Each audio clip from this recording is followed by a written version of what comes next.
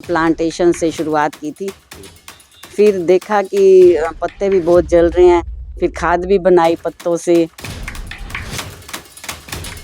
जब हम कहीं भी जाते हैं तो देखते हैं अगर थर्मोकोल के बर्तन या डिस्पोजेबल हैं, उनमें खाना खा के लोगों ने किस तरह जूठे फेंके हुए होते हैं, गायें उनके आसपास मंडरा रही होती हैं, कुत्ते होते हैं, तो कितना डिप्रेसिंग सा लगता है हमारे को।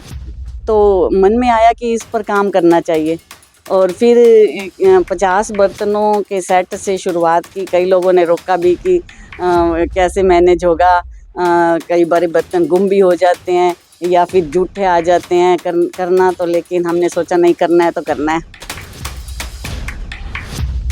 पोल्यूशन, ओनली पोल्यूशन, आप देख ही रहे हो कि पोल्यूशन कितना है। और ये पोल्यूशन को देखकर ही मुझे लगा कि हम कैसे सांस ले रहे हैं और हमारे बच्चे कैसे आगे सांस लेंगे। तो कुछ ना कुछ हमें ही करना है, क्योंकि हमारी पीढ़ी ने ही ये खराब किया है एनवायरनमेंट। मेरी बातों से किसी को बुरा भी लग रहा होगा, लेकिन जो सी चीज़ गलत है वो गलत है। ऐसे बहुत लोग कहते हैं कि हम बर्तन नहीं लेके जा सकते क्योंकि धोने की बहुत दिक्कत आती है।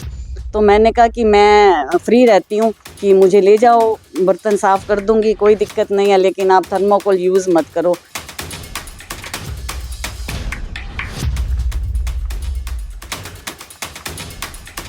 आजकल हमने लाइफस्टाइल ऐसा बना लिया है कि यूज़ एंड थ्रो, आसान जीवन हो हमारा।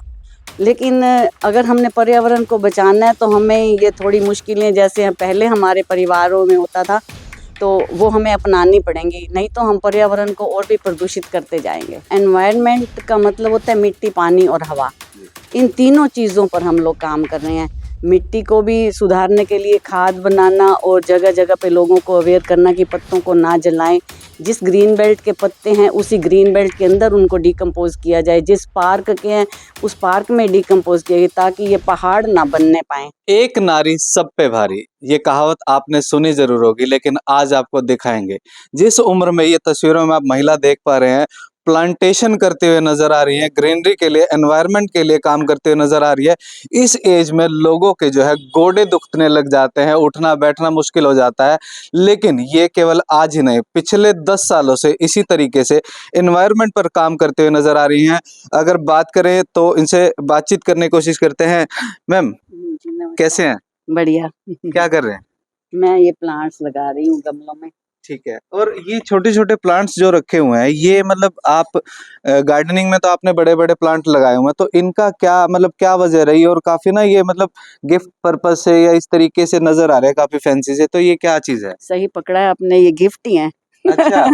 क्योंकि हम कहीं भी जाते हैं, गिफ्ट जैसे अवार्ड फंक्शन में गए या मोमेंटोज मिलते हैं हमें, या बुके मिलता है, या बर्थडेज पर हमें गिफ्ट देते हैं, रिटर्न गिफ्ट देते हैं, तो वही हमेशा वही होता है, एनवायरनमेंट को पोल्यूटेड करने वाली चीज़ें होती हैं। जैसे मोमेंटोज हैं तो वो क्या करेंगे, मोमेंटोज रख देंगे, धूल मिट्टियाँ साफ करेंगे, कितने मोमेंटोज। लेकिन मोमेंटो की जगह आप पौधा देते हैं तो वो कितना सुंदर लगता है। जी, तो चलिए विस्तार से बातचीत करते हैं और इनको एक बार रोक लेते हैं और आगे इनसे इनकी जो लाइफ की जर्नी है वो जानने की कोशिश करते हैं कि कैसे इनके मन में आया, कैसे शुरुआत हुई, और बाकी सारी बातें इनसे कोशिश करते हैं जानने की। एनवायरनमेंट से मेरे को शुरू से ही ग्रीनरी से बहुत प्यार है, और जब भी मैं अपने बच्चों से फ्री हुई, मैंने सोचा था कि जब मेरे बच्चे सेट हो जाएंगे तो मैं एनवायरनमेंट पे ही कुछ करूँगी। तो घर से ही शुरुआत की। अभी अपना एनजीओ बनाया ही नहीं था, तो उससे पहले ही मैं घर से ही प्लांट्स वगैरह डिस्ट्रीब्यूट करती रहती थी लोगों को। लेकिन जब शुरुआत हुई तो फिर अच्छे से हुई, और फिर एनजीओ बनाया, लोगों को जोड़ा साथ में, अच्छा लगा। कितने सालों से आपने इस नोबल काम को शुरुआत की होगी? 10 साल हो गए हैं, प्लांटेशन से शुरुआत की थी। फिर देखा कि पत्ते भी बहुत जल रहे हैं, फिर खाद भी बनाई पत्तों से, मशीन भी ली। अपने सुभाष चंद्रा जी जो राज्यसभा सांसद हैं, इनके थ्रू आई थी हमारी खाद बनाने की। वो पहली मशीन ही लगी थी खाद बनाने की भी हिसार में। तो नगर निगम को भी पसंद आई, वहाँ के भी ऑफिसर्स ने देखा इसको, और फिर कई जगह पर शुरुआत हुई इसकी। जी। वजह क्या रही, मतलब आपके दिमाग में ऐसा क्या आया कि आपको इन सब चीजों की शुरुआत करनी पड़ी? Pollution, only pollution. जी। आप देख ही रहे हो कि पोल्यूशन कितना है। जी। और ये पोल्यूशन को देखकर ही मुझे लगा कि हम कैसे सांस ले रहे हैं और हमारे बच्चे कैसे आगे सांस लेंगे।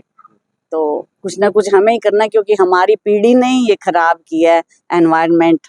तो आप सिर्फ ग्रीनरी पर काम कर रहे हैं, कुछ और भी चीजें हैं जिनके ऊपर आप काम कर रहे हैं फिलहाल? हाँ, देखो, एनवायरनमेंट का मतलब होता है मिट्टी, पानी और हवा। जी। इन तीनों चीज़ों पर हम लोग काम कर रहे हैं। मिट्टी को भी सुधारने के लिए खाद बनाना और जगह-जगह पे लोगों को अवेयर करना कि पत्तों को ना जलाएँ। जिस ग्रीन बेल्ट के पत्ते हैं, उसी ग्रीन बेल्ट के अंदर उनको डिकम्पोज़ किया जाए। जिस पार्क के हैं, उस पार्क में डिकम्पोज़ किया जाए, ताकि ये पहाड़ ना बनने पाएँ। जी। अभी एक आपने 3 साल पहले एक पौधा बोया, बर्तन पे 4 साल 4 पहले।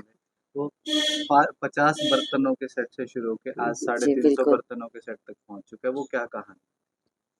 वही मैं कह रही हूँ ना कि मिट्टी को भी हमने जैसे बचाने का वो किया। तो देखो, जब हम कहीं भी जाते हैं तो देखते हैं, अगर थर्मोकोल के बर्तन या डिस्पोजेबल हैं, उनमें खाना खा के लोगों ने किस तरह जूठे फेंके हुए होते हैं, गायें उनके आसपास मंडरा रही होती हैं, कुत्ते होते हैं, तो कितना डिप्रेसिंग सा लगता है हमारे को। तो मन में आया कि इस पर काम करना चाहिए।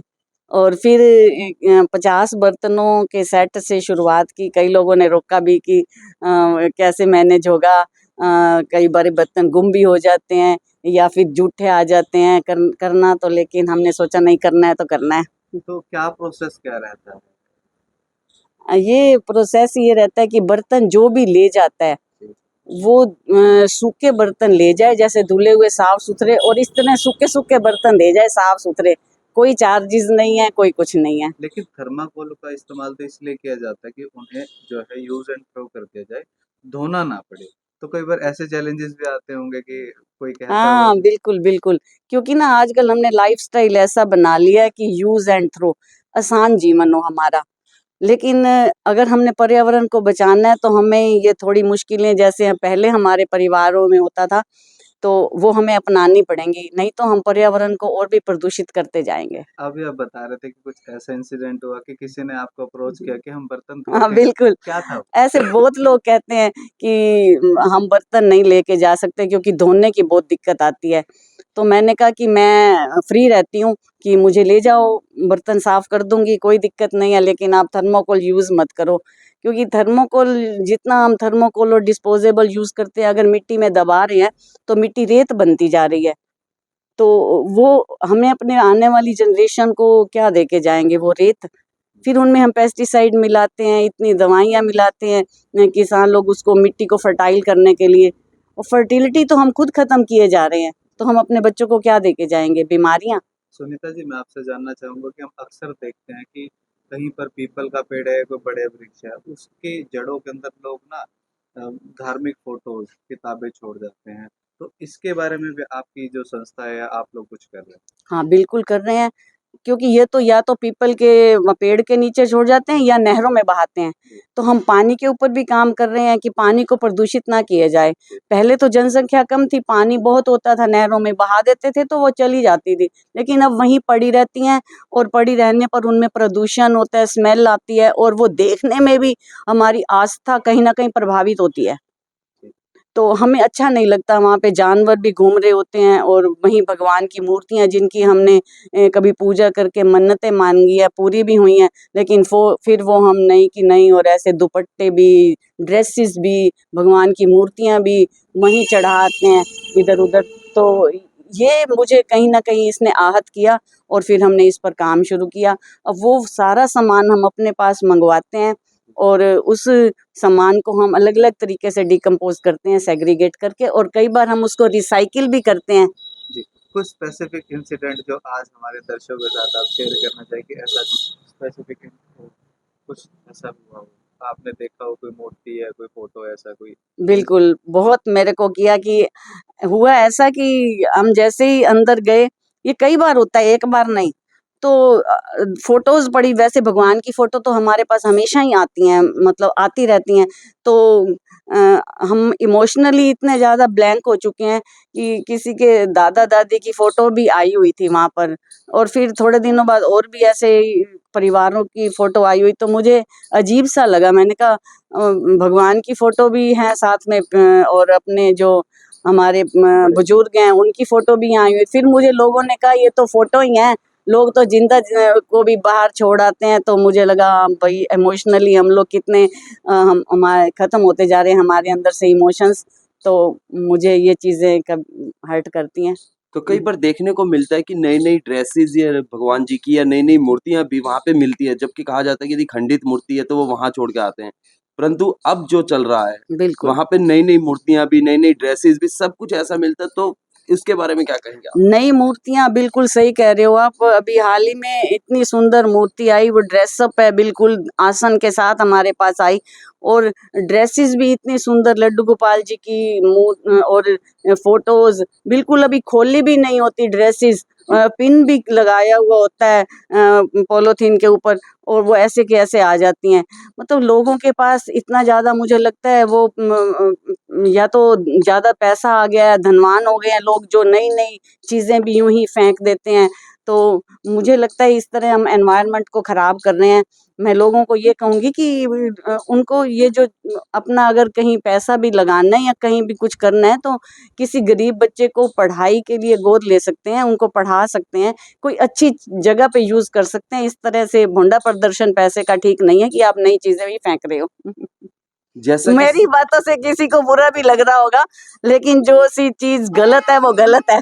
जैसा कि समाज के अंदर जो सामाजिक कार्य करते हैं, उनको कहीं न कहीं ऐसे भी लोग होते हैं जो एप्रिशिएट भी करते हैं। तो आपको इस चीज़ को देखते हुए कि आप इतना सामाजिक कार्य करते हैं, तो कहाँ-कहाँ आज तक आपको अवार्ड मिल चुके हैं कि एनवायरनमेंट को लेकर के आप एनवायरनमेंट के लिए अच्छा कदम उठाया हुआ है आपने? हाँ, बहुत बार अवार्ड भी मिले मुझे, नगर निगम से भी मिला, और कई संस्थाएँ भी अवार्ड देती हैं। अपने शहर से दूर से भी लोग अवार्ड देते हैं, और सबसे बड़ा अवार्ड मुझे मिला जब मुझे 1 लाख रुपए का हरियाणा गवर्नमेंट ने 2022 में मुझे अवार्ड दिया, चेक दिया, तो ये मुझे बहुत अपने आप में अच्छा लगा। लेकिन जब लोग एप्रिशिएट करते हैं और वैसे भी लोग फाइनेंशियली सपोर्ट करते हैं हमें काम करते हुए देखते, तो भी अच्छा लगता है, और लगता है कि लोग समझ रहे हैं एनवायरनमेंट के बारे में। हाँ, इन संस्थाओं को कैसे हेल्प की जाए। सुनीता जी, एक पर्सनल सवाल। आपको इतनी एनर्जी, इतनी शक्ति मिलती कहाँ से है? क्या है आपकी बैकबोन? क्या है आपकी प्रेरणा का स्रोत? वो है सबकी एप्रिसिएशन, सबका मोटिवेशन, जो लोग मुझे सहयोग करते हैं, उससे काम करने का उत्साह भी दुगना हो जाता है। जी, कोई अगर ज़रूरतमंद कोई बर्तन बैंक से बर्तन लेना चाहे, तो किस तरीके से कोई संपर्क सूत्र हो या किस पॉइंट पे जाकर कहाँ पर कैसे? हाँ, बिल्कुल मुझे फ़ोन करें बस, आपका कोई भी। नंबर एक हाँ, बार शेयर करें। 9416040524, रिपीट कर दीजिए। 9416040524। जी। वीडियोज़ के माध्यम से आज आपको ना जाने कहाँ-कहाँ के लोग दिख रहे हैं, तो उन्हें क्या मैसेज देना एनवायरनमेंट पे काम करती हूँ, तो यही कहूँगी कि हमें हमारे अंदर जो भी छुपा हुआ है, कुछ ना कुछ प्रतिभा हर किसी के अंदर होती है। तो हमें देखना है कि हमारे अंदर क्या है, हम उसको कैसे निकाल सकते हैं, और अपने समय का सदुपयोग करें। जो यंग हैं उनको भी करना है, वो कई बार वो टाइम नहीं निकाल पाते, लेकिन वो जो भी निकाल पाते हैं, अभी हमारे साथ जो एक मतलब एक साइकिलिंग के लिए लोग निकलते हैं, तो वो कहते हैं कि आंटी हम टाइम नहीं दे पाते, लेकिन वो फाइनेंशियली हमें सपोर्ट कर जाते हैं या और तरीके से हमें सपोर्ट कर जाते हैं। तो मैं चाहूँगी कि ऐसी संस्थाओं को जो एनवायरनमेंट पे काम कर रही हैं, आपके पास कस्सी है, खुरपी है, कुछ है, पुराने टायर हैं, पुरानी चीज़ें हैं, वो भी हमें दे सकते हो, बाल्टियाँ हैं पेंट वाली, ताकि हम वो पानी देने के काम आएँ, तो ऐसी चीज़ें भी हमें दे सकते हो। और खुद भी अगर कुछ करना चाहो तो हमारे साथ जुड़ सकते हो। विश्व की सबसे अमीर महिलाओं में अगर नाम आता है तो हमारे हिसार की विधायिका सावित्री जिंदल का नाम आता है, लेकिन कहीं ना कहीं उनसे भी बड़ा कद रखते हुए सुनीता रहेजा जी पिछले 10 सालों से एनवायरनमेंट के लिए लगातार काम करते हुए नजर आ रही हैं, और इन्होंने जो बर्तन बैंक शुरू किया गया है उसके अंदर ना तो ये सिक्योरिटी चार्ज करते हैं और ना ही किसी तरीके का बर्तन गुम हो जाने पर कोई पैसा चार्ज करते हैं। ऐसे में इनके एप्रिसिएशन के लिए आपकी जो भी राय है वो कमेंट में जरूर बताएं। इस वीडियो को शेयर करना ना भूले। धन्यवाद।